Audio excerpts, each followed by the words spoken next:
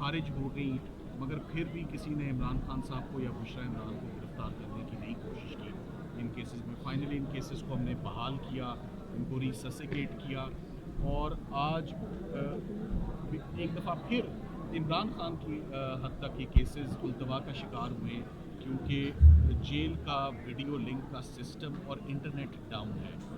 वहाँ से video link पर खान साहब को नहीं लिया जा सकता।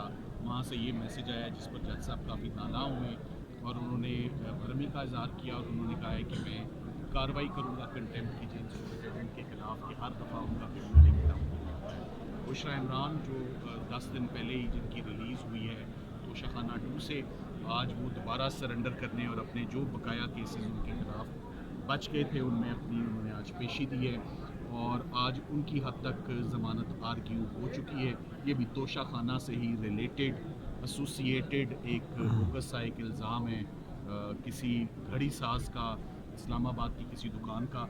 सो वो भी उस पर मुकम्मल दलाइल हो चुके हैं दोनों पार्टीज़ के। सरकार उसमें भी टाइम लेना चाह रही थी, मगर हमने जज साहब से रिक्वेस्ट भी की है।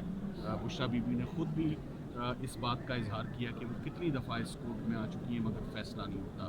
तो जज साहब ने यकीन दहानी कराई है, और जो वेट फॉर ऑर्डर है कुछ ही देर में मालूम पड़ जाएगा जज साहब बुशरा इमरान की हद तक आज क्या फ़ैसला फरमाते हैं। और जो तोशाखाना 2 इस्लामाबाद तोशाखाना 2 इस्लामाबाद में आज इमरान खान साहब की ज़मानत पर नोटिस हो चुका है। आइंदा हफ्ते इमरान खान साहब की तोशाखाना में ज़मानत पर समाअत होगी, और अब हम अलकादिर में अडयाला जेल की तरफ रवां दवाएँ। सो एक हमारा